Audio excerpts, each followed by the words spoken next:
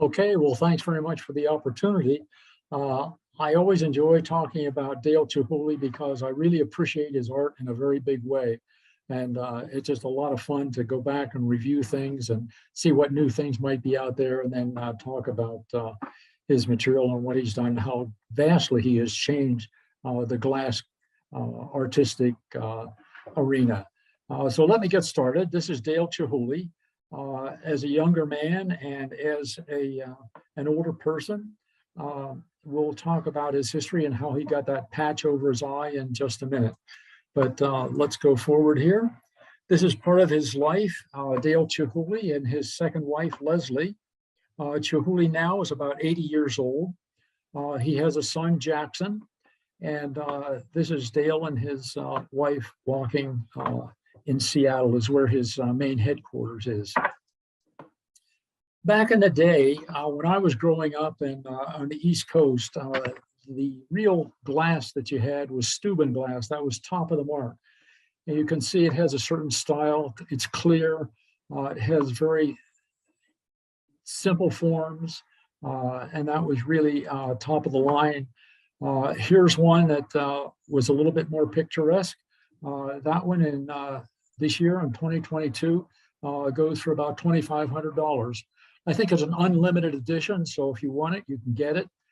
It's not numbered copies or anything, but that was kind of the style of glass that I was aware of, certainly when I was growing up back in Pennsylvania, which is not far from the Steuben Glass Works. We've actually driven up there and visited that.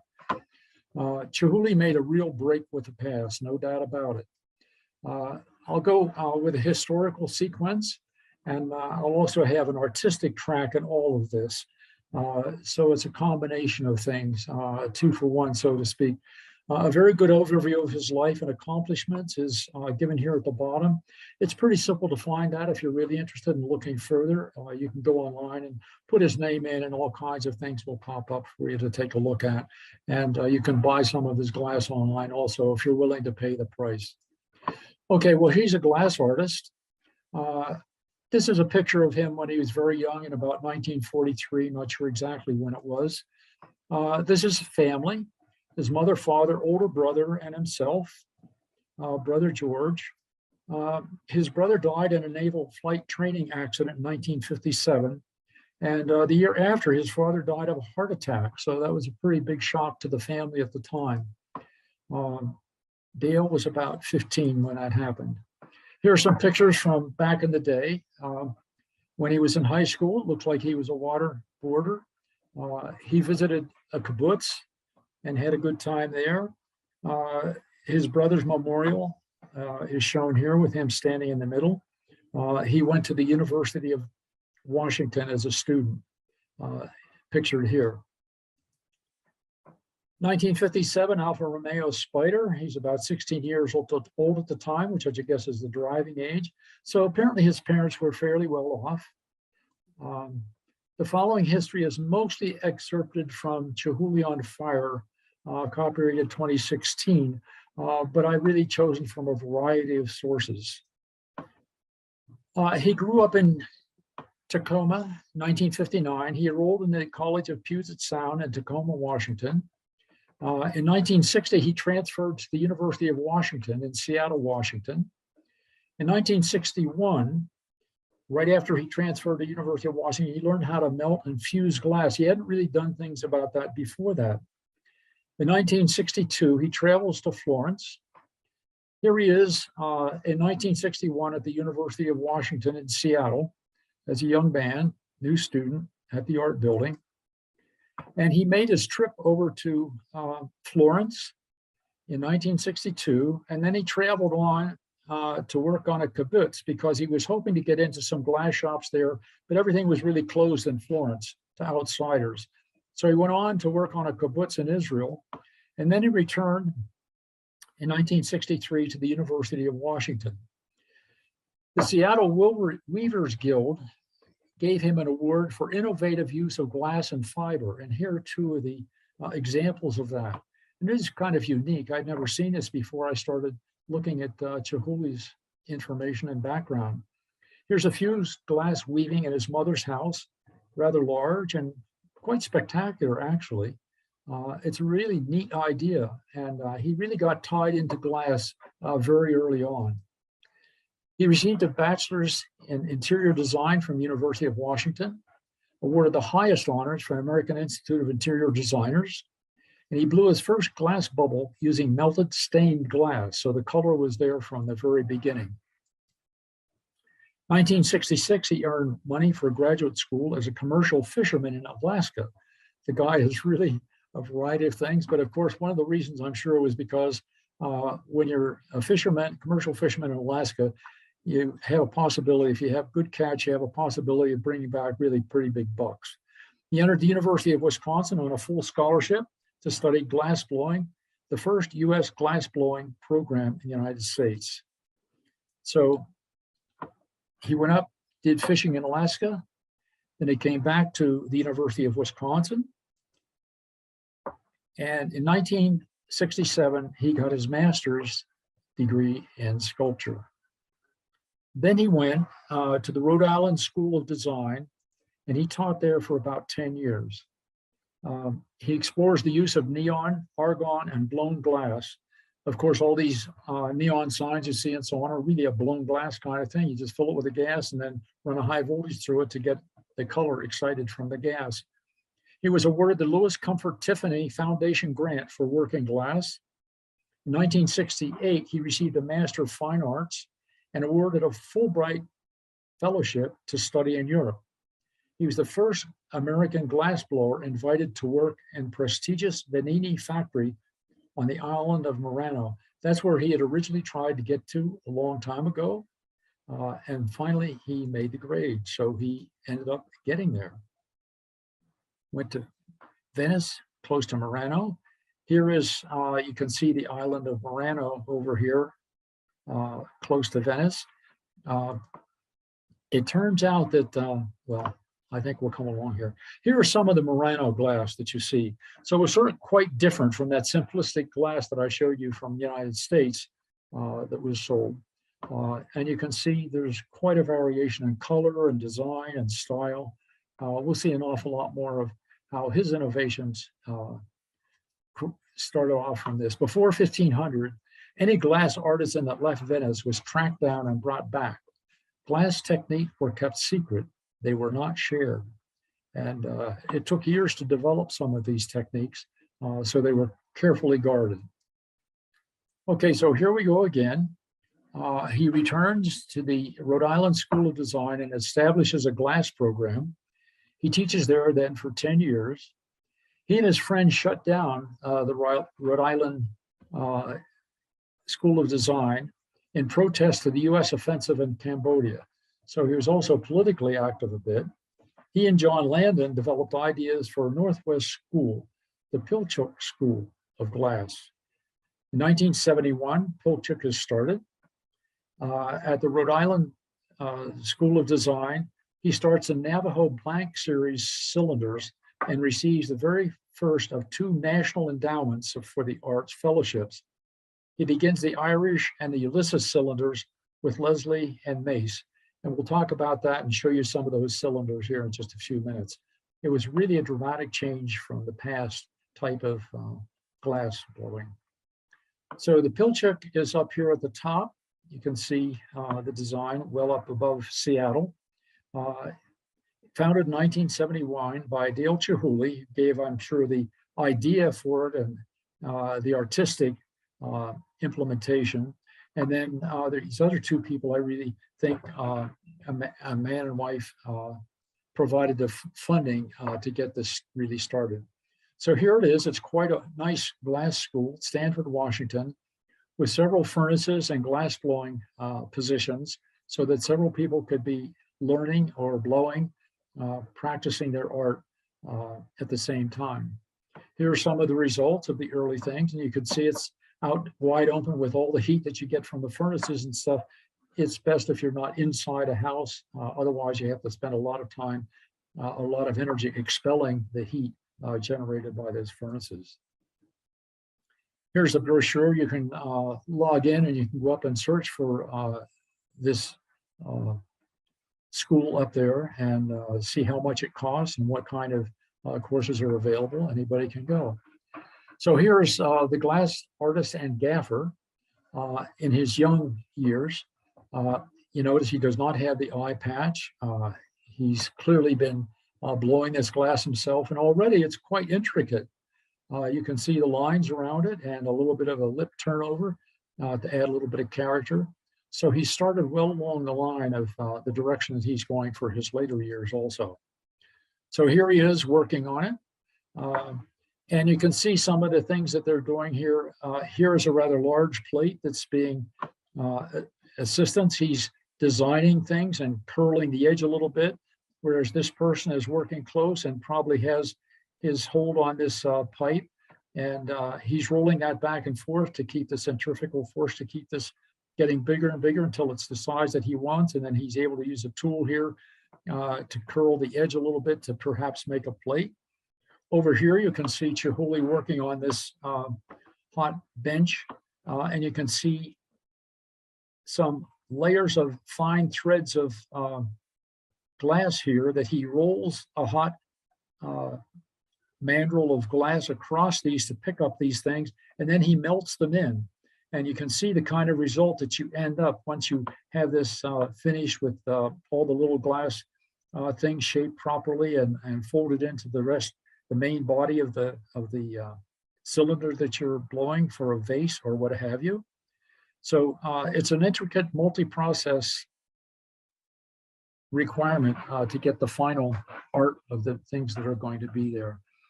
Okay, the Museum of Art acquired 3 Navajo blanket cylinders. That was really a turning point in his career. Whenever the Museum of Art in New York starts to buy your things, you know that you've really acquired a position in the art world. And here are some examples of blanket cylinders. This is one that I think, you can buy that online now for $12,500. These others are much more intricate, I'm sure much more expensive. But when they get in that realm, they don't put their prices online. You have to contact them, and then they will interact with you and tell you what the prices are and whether it's available still or whether it's been sold. So let's go on and go back and show some of the history of Chihuly. From a car accident in England in 1976, he's lost the sight in his left eye and injured his right ankle. That eye injury is why he now wears a patch over this right eye. Left eye. Later in 1979, he dislocates his right shoulder body surfing, which ended his days as a gaffer. Whenever you're a gaffer, you're holding some pretty heavy weights, and he was no longer able to do that anymore. So let's take a look at the boathouse. This is just north of Seattle on one of the lakes. And this is his main headquarters for the things that he was doing and for the rest of his life. Once he got started there, he still was supportive of the Pilchuck school, and he would go up there in summers, and he would go to other places around the world and do things. But this is his base of operation. Apparently, you can get both house tour certain times of the year. It's not open to the public, but there are events and tours that are fundraisers that are able to get people in. So there's some fundraiser for some good cause that he's willing to support, and you can buy tickets to that, and then you can get a tour through the boathouse. Here you're looking across the lake at the boathouse underneath the bridge. This is the group of folks that he has working in the boathouse, all glass designers, blowers, or some support system to that. You can see Dale Chihuly here with a patch over his eye at the table. And here are some of the things that we'll walk through and take a look at what goes on inside that house. Here you can see a very large bowl being blown, and it's already configured with a shading of color and a lip wrap up here that's darker. And of course, after they get all of these things made and they knock it off of the pipe that holds this while they're working on it, then it has to cool slowly, or it can crack or have strains in it, so that if it gets bumped, it can crack or shatter. So it has to be taken and put into some oven that cools it slowly over a period of days. And what they do is they have a couple of people here, very heavily insulated against the hot material of the glass, and they pick it up and they take it over and they put it in a furnace. Here you can see a couple of other people getting ready to take this freshly made piece of hot glass and put it in the furnace for annealing. Did I point out that back here is Dale Chihuly looking on and helping to instruct what it is that they want to do. In the Boathouse Hot Shop, it says they have a collection of 300 color glass rods, which make up our palette for the glass blowing. They come from Europe, mostly from Germany, which has a great reputation for making color glasses.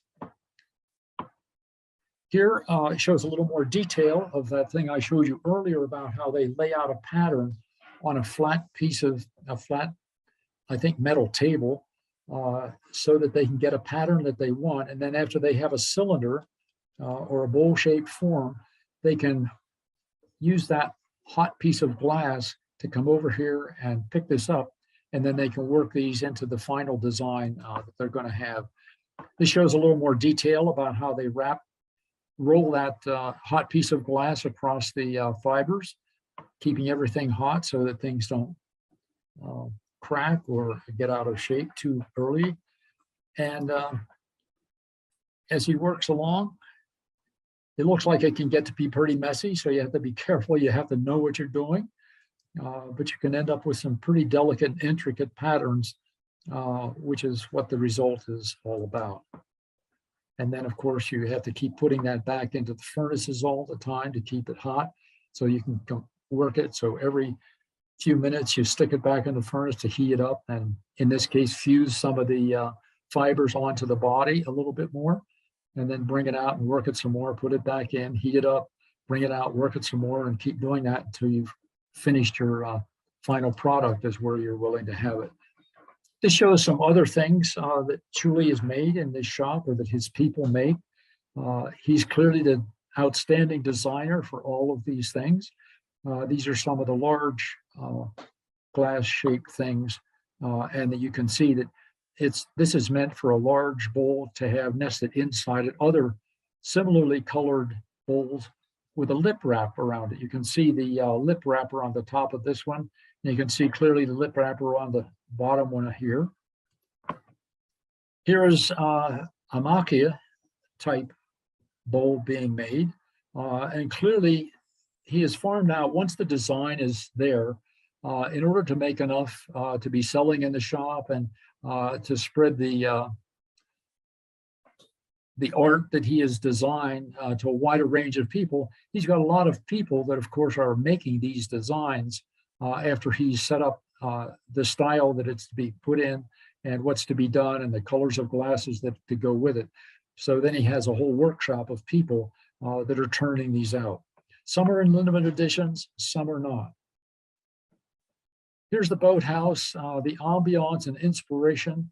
The people are surrounded with all kinds of inspirational forms. So here are piano accordions hung down from the ceiling all the way along. Here's a whole bunch of his drawings along the walls. Very colorful, very interesting, very informative. Here's some other glass things, and you can see this is right on the lake, looking out toward that bridge that we were underneath, looking in toward this house. A lot of things over here on the side. All of these things colorful, add inspiration to see what other people have done.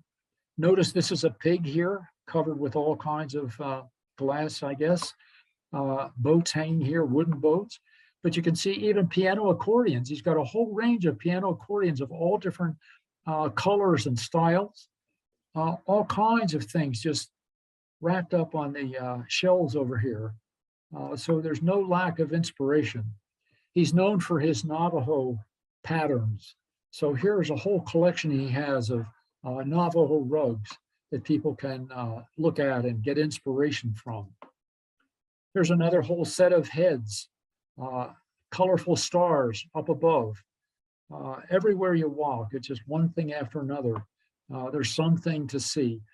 Color is one of the big things. Notice the color variation, even in these shading brushes, in all these little dogs, ceramic dogs, these heads, even these knives, these pocket knives with various colored uh, sides on them, fishing floats, colorful, variety of patterns, just one thing after another to help inspire the people. And he does a lot of drawing to indicate what it is that he wants to be done by the gaffers that are now doing the work for him. But the drawings themselves become an art piece that he then keeps. Some he'll reproduce and sell, and some he just sells originals. But you can see there's a whole range of things that he comes across with. He's not exactly a delicate person. You can see with he really gets into his work with a broom, walking on his things. I'm sure that'll get smoothed over in some appropriate way. He works in a whole range of techniques, and the possibilities just expand all the time when you have a creative guy like this around. I think his shoes down here, he's splashed a little bit on that too. I'm not sure what he does about the footprints on the art, but it's still spectacular that he comes up with all these different ideas. And as you can see, there's a whole range of things that come out of his mind. Look at the wall up here with the range of variety. Nothing is similar. Well, the similarity is, it's there, but it's not like painting different kinds of trees. There's a much bigger variety in the color and the shapes and the forms. He's just such a creative guy. Here he is. You can tell this is out on the deck in front of his house on the river, or his workshop on the river. This, of course, is a final thing, and it's I think quite interesting. I don't know whether people all love his stuff or not. I certainly, there's been very few things that he's made or done that I haven't been able to really tie into and appreciate. I would love to have some of his things. They're just gorgeous, gorgeous stuff. But of course, you'll find out later that I don't know what the prices are now. I haven't been there for 10 years up in the museum that we'll get to later. But these probably go for $6,000 or $7,000 each. They're probably a limited edition of 15 or 20.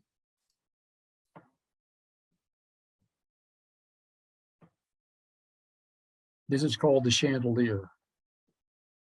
That's what this is pointing to down here. Oh, here's some. Now, these are 2012 prices. I haven't been back since then, so I don't know what the prices are now. But the smaller prints, like over here, are $1,500 to $2,500. The larger prints are $4,000 to $6,000 in 2012. Whenever you're surrounded by these things, you're inspired all the time, I'm sure. You really see an appreciation for his form of art and the color, the dramatic color all the time that he has. I think it's just spectacular stuff. And of course, the size is also another thing. It's very impressive. You see her standing there, and I'm sure the impact of having those large glass pieces backlit is pretty impressive. You can see outside here, these are some flowers and things outside. So these are glass panels put up, illuminated by the daylight from behind. He has other parts of small stuff, but again, these are very distinctively Chihuly's things. You have these cylinders, which are pretty much cylindrical. You have some baskets, and notice that, as we showed once before, that there are baskets inside these baskets, and they have up here what's called a lip wrap, and that can be varied. This has multiple lip wraps, or close to lip wraps. And then he also has some of these macchia things, which have colored spots of arrayed around the glass. Notice the inside color is different than the outside color. So that's got to be 2 layers of dense glass. These other C forms are much more delicate and see-through. They're nested nicely. So you have an interesting variety of shapes and patterns and arrays, depending on what direction you're looking at it from. These nested forms are quite a popular thing of his, and kind of unique, I think, to the kind of thing that he has. These are soft cylinders. Notice there's a pattern on the outside. The color on the inside is different than the color on the outside. The Persians, well, there's something Persian about that, the greens and the style and so on. He has just a range of color, a range of styles. These are pretty much clear glass, this structure here. Ikebana, 1989 is something he tried. Jerusalem cylinders, Pudi, and he's had a lot of contact with people from Italy. One particular fellow we'll see a little bit later whose major form is making Pudi because he's so good at it. And there's such an interesting decoration for a whole range of things. The size of his Pudi are from almost life-size down to much smaller things like this one, I believe is. Here are some of his cylinders. Clearly, this is to have a particular form of design showing a person sitting on a rock and a person walking down below. This is more just a nice design with glass fibers just kind of put across for character, shape, Duane, color. Yes. We have a question that popped up in the chat, and this is Pamela asks, is the only place in Flagstaff to see his work at Wildflower? And I'm surprised to hear that that you could see his, I'm assuming, are we talking about the restaurant Wildflower? That might be the case. Oh, okay. I don't know myself. As a matter of fact, okay. that's good to know, for me to know. I've only been here since last fall, so I guess I'll have to go look and see if Wildflower has some of his stuff. Oh, the lights. It wouldn't surprise me, but that would be spectacular. Yeah, that makes it even funnier since that was where we met for coffee that one day, so we both missed it. We didn't look around, or at least I should have been able to recognize it. Gee, that's good to know. Yeah. Okay, well, let's take a look a little bit further. Here's some more cylinders.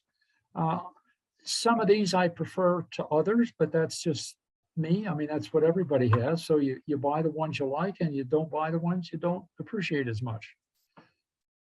Some of these have very strong colors, designs. You can see again, the inside of this is different than the outside of this.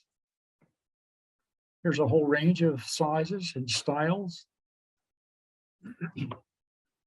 In Seattle at the time, this cylinder, which is probably about 2 feet high, the 2012 price was $45,000. So all that effort does give him a good price. Here are lots of different things. Bowls and baskets. These are some of his early things. The coloring is not as bright as it becomes later in his artistic career, but the shapes and the style of the coloring and so on is still quite different.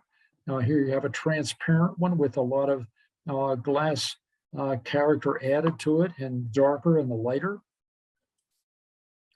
Here's some more. Again, these are 2012 prices, $44,000 for this nested group of bowls. On this one, the inside and the outside again is different colors. There's so much variety of these different things that you, given free opportunity, I'm sure you could find something that would appeal to you. This hanging chandelier is worth $300,000, again, 2012 prices. And this is not one piece, this is assembled. Each of those long yellow or reddish or orangish things is a separate piece. And then they get put onto a metal center thing with all kinds of spokes sticking out from it. And whenever he goes out and puts an installation, like in the Desert Botanical Garden down in Phoenix, when they're reassembled, every time they do it, it's different. You end up with a similar kind of view of the thing, but the details are different. You don't have piece of glass 1 goes to peg number 1, piece of glass 2 goes to peg number 2. They just kind of assemble it. It's a lot easier, and you come up with the same effect. Here's some more. These are called sea foam.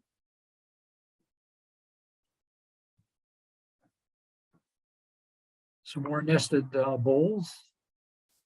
Variety of shapes, variety of colors. This is really an intricate one. If those others were 10s or 20,000, I wonder how much this collection of seashells would be. All of these are amazing to me in the difference, but the similarity. They're sort of bowls nested in bowls, but this has a whole bunch of little bowls inside this big one. This is totally different kind of style. His creativity and the idea that he comes up with year after year is just absolutely amazing.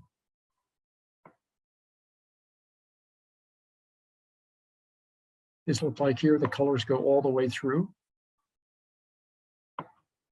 So here's a range of things.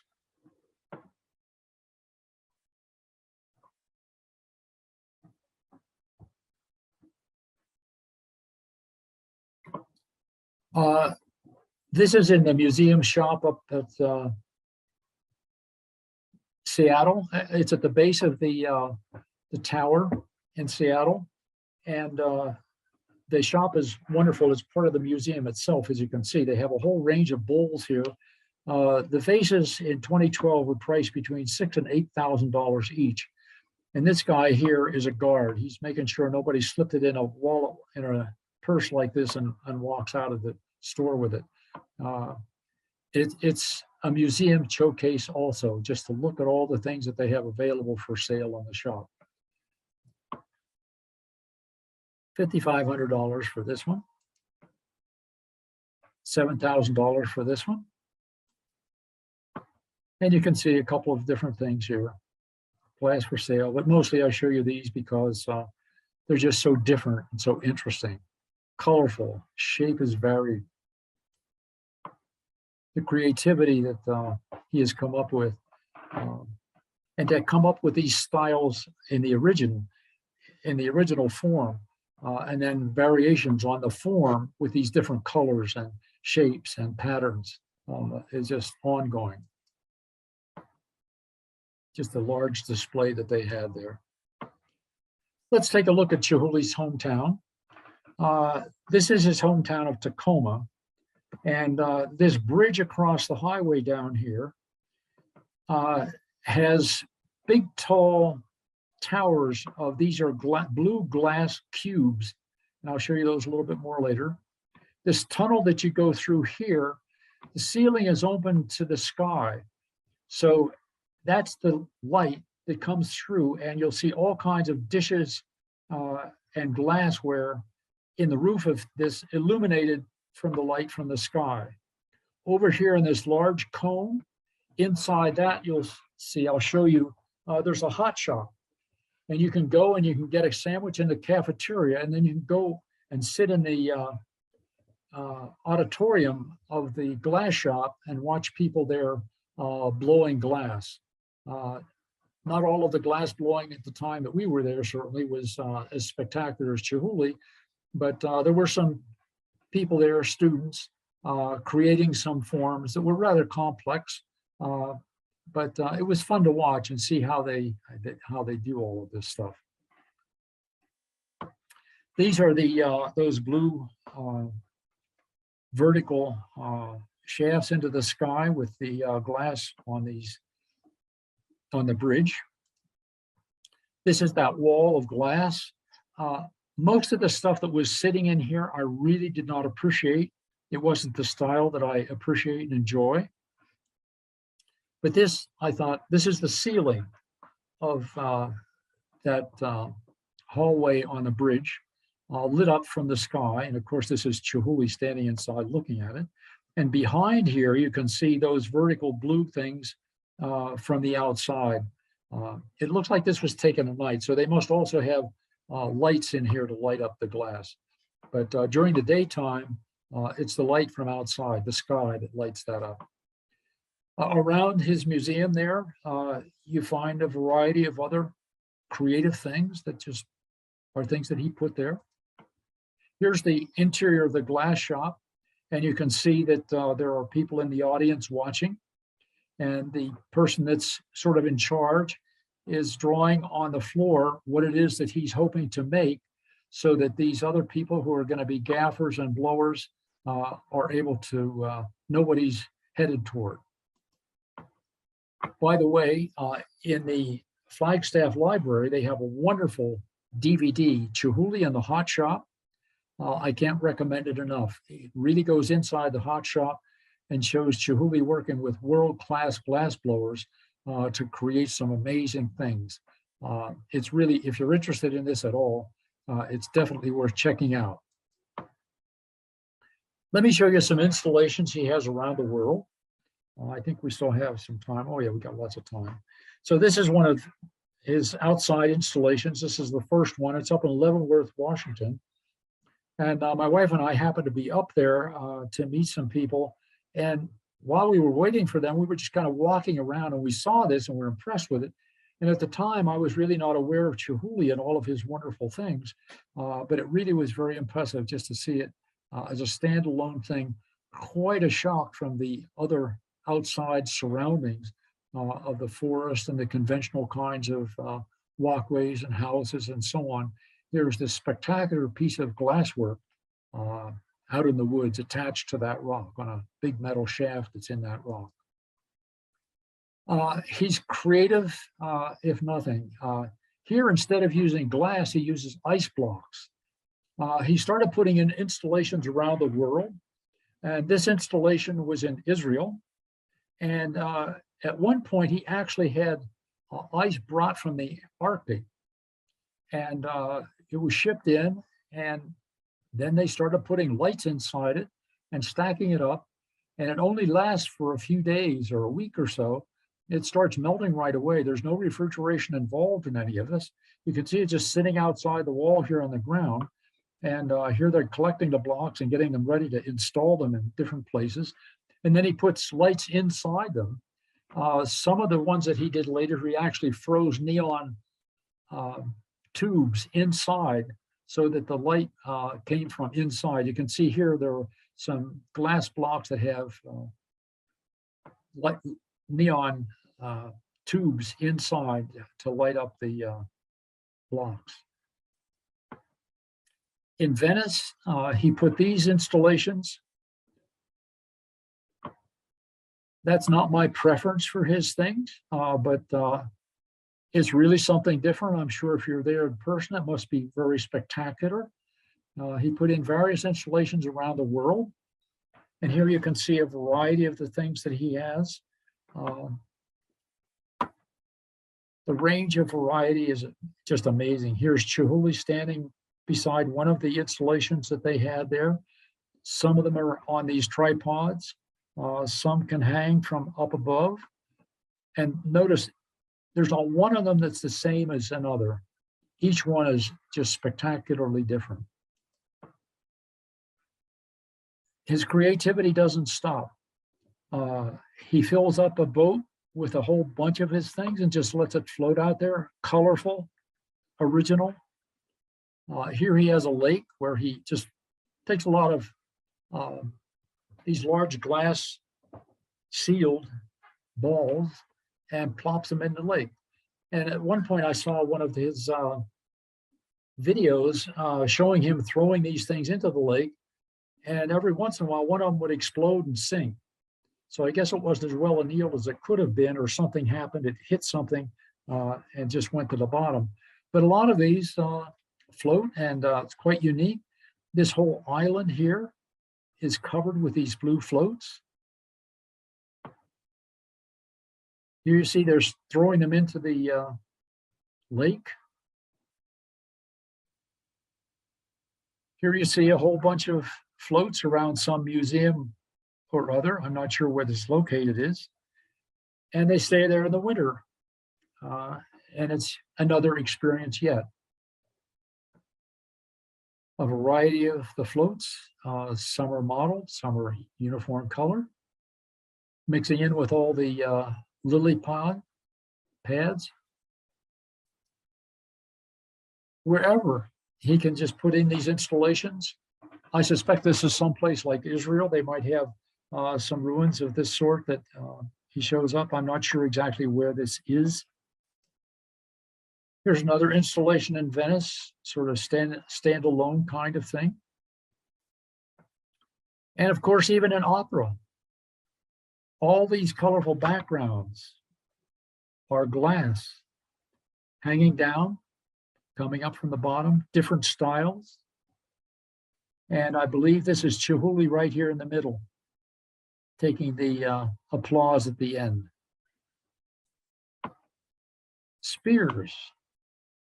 And now these are some of the installations, and I don't know exactly where this is because I kind of mixed up my slides at this point about some of these garden things, but some of these might have been taken at the Desert Botanical Garden down in Phoenix. My wife volunteered there for a while. We were there, we lived there for a year, and Chihuly came, his installation was there when we were there, and we enjoyed it quite a bit. And he's had installations there, I think this year also. We didn't go down this year, but I'm sure it's very similar, and it would be fun to see again what he does. Some of these might be mixed in with his things up in Seattle. I think these are still Desert Botanical Garden. No, this is not Desert Botanical Garden. I have a whole variety of things mixed here just to show you some of his outdoor installations and the variety that there are. Blue Heron. Well, sort of. But who would think of sticking all these kinds of glass things of a similar shape like that into a lawn? But it works. It's very attractive and quite surprising. These are seal pups, and they do kind of look like seals. I think this may be on that lake that we saw before. There was an island with a lot of blue things there. You could convince yourself that they might be seal pups, blue seal pups. I don't know, going up there. And here definitely is the Desert Botanical Garden in Phoenix. These spears. And it's really quite dramatic seeing these mixed in with the plants. You really kind of do a double take whenever you come around the walkway and turn a corner and see a totally different style of installation in among all the desert plants that are there. And some are quite dramatic.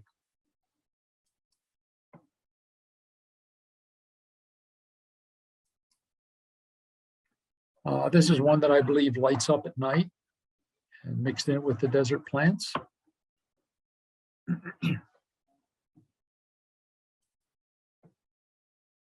The creativity, I keep coming back because Chihuly really has come up with such a variety of ways of shaping glass and then the installations of the glass in various locations, not just inside a museum, but also outside, floating in a lake, mixed in with cactus here.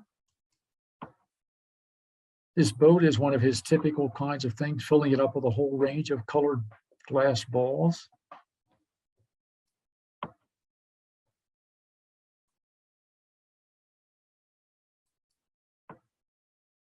Mixed in with a tall cactus.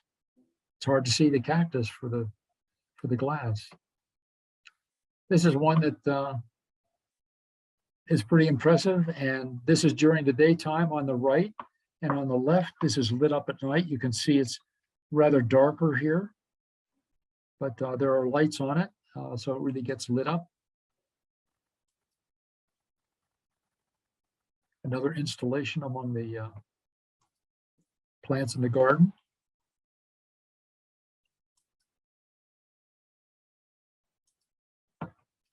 Here are just a few things in various installations, just to show you some more of his creativity and the glass pieces that he puts in. And whenever they put together one of the complex things like this, these are individual pieces of glass that come out here, okay? And they have an armature, a metal armature in the middle with arms sticking out a little bit, studs, you might say. And they never assemble them the same way twice. That is, they don't have this piece of glass goes on stud number one, this piece of glass goes on stud number two. They sort of know what they want to do. They have all the glass, and then they just assemble it so that it's pretty much the same every time, but it's not like this piece number one goes to this rod, not this hook number one or something like that. That would be much, much too complicated. And it still works very well. That's the kind of armature, stylized, of course, that would be on the inside. Here they're on a rack up above. You can see that this fellow is on a, this fellow appears on a platform that's assembling this one, I assume. Well, that's the kind of thing that they're doing here. Oops. Yeah. They're assembling one here. And Chihuly has gotten, because of all of this, a worldwide reception. So this is Her Majesty the Queen of England. And Chihuly is explaining to her what his ideas are there. He was a recipient of an honorary doctorate of fine art, University of Wisconsin. Remember, that's where he was before. Here, Hillary Clinton back in 2014. Not sure where this is, probably his museum, but I'm not sure about that. These are some of his prints. Now, this was back in 2013 or 2014 is when these were made, and that was the price at the time. I just have a variety of things here so that you can see things that he has made. Scarlet Leaf Ikebana, 2012, 9,000. That doesn't appeal to me so much as some of his others like these. And those prices are the prices for that date, 2013. This one sold for $12,000, and each sculpture is signed by the artist. It does not come with a display case, though, so if you want a plexiglass display case, you're going to have to buy that extra. But I think a lot of these things are just absolutely spectacular. Now, of course, these are maybe numbered and limited edition of 35, but each one is of this style, but because of the way they're made, each one is going to be different than the other.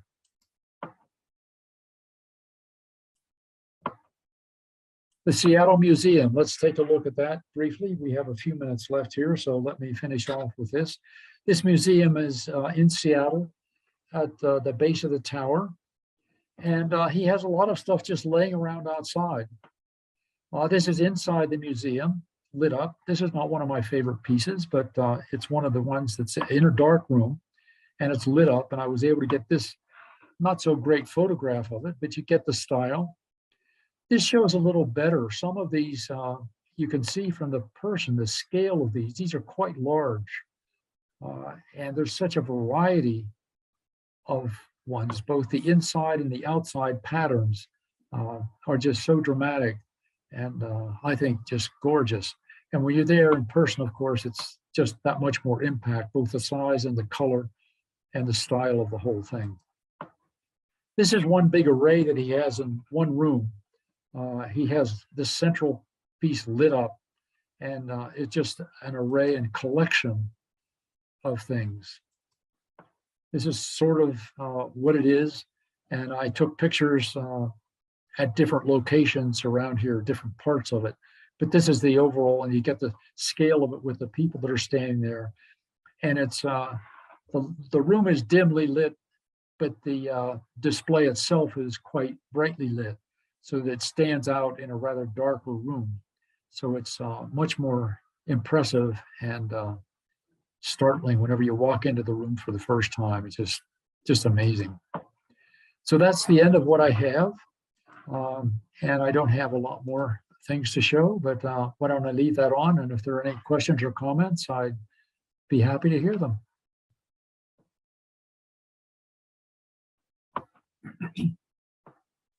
That is just amazing. I have to say, we had the comment from Colleen on here about the fixture and the ceiling of the Bellagio, and that's what I think of when I think of Chihuly. Right. And it's incredible. There's so much more diversity, and he's done so much. He has, and it's worldwide. People seem to love it everywhere, understandably. I don't see any questions. Did you have anything else that you wanted to add before we sign off, Duane? No, I think that's about it. Just if you have a chance to go to Desert Botanic, I don't know if that's still running or not. I should have checked on that, but it may be over now. But if you're up in the Washington area, you definitely want to go to see the museum. It's certainly well worth the trip. Of course, I have my bias. I really enjoy his art and his things and his creativity. I think that's come to an end now, so I think his prices are going to go up quite a bit. My understanding is that a few years ago, he started having dementia. And as far as I can see, he has not passed away, but you don't hear anything about him. So I think that that's probably the status that he is at now. So I'm sure that his creative art there in his workshop underneath the bridge will continue, but it won't be the same. It won't be the same inspiration that he's given to that whole glass area. Let's see, wonderful presentation. I saw the exhibit in Phoenix when it was first there. I definitely want to have access to a copy of this presentation to share with my husband. So if you don't mind sharing your presentation, I'll make sure I email that out to everybody. That sounds fine. Sure, I'm happy to have it distributed. And if you know any other groups or anything that wants to hear this or some of my other talks, I'd be happy to do that too. Oh yes, you are a fabulous presenter. You're definitely a jack of all trades. I've gotta say. Well, I enjoy this stuff, and it gives me a reason to look into it more than I would otherwise. So it's just a lot of fun. Oh, and Star wants to know what else you present on. I don't know, Star, we might not have enough time for him to go through the whole list. Well, I do give some other presentations on art. Some of the artists, I don't know, I sent you the list. Maybe you can send them out if they want. And science is also one of my big things. On a couple days from now in the morning, I'm giving a talk. Zoom is just wonderful. So I'm still in contact with people back in Portland. And I'm giving a talk about the James Webb Space Telescope that's just gone up now. And that's got an incredible history, and what they're going to do with that is just going to be amazing. My background is science, so I'm really interested in that. And I give a lot of talks about science related things. So that and art are my two big things. If you want, I don't know, if somebody's interested, give them my email and they can email me and I'll be happy to send them a list. Yeah, I'm always looking for other groups to talk to because I enjoy it. Meeting people that way and spreading the word. Sharing art is always fun for everybody. Absolutely.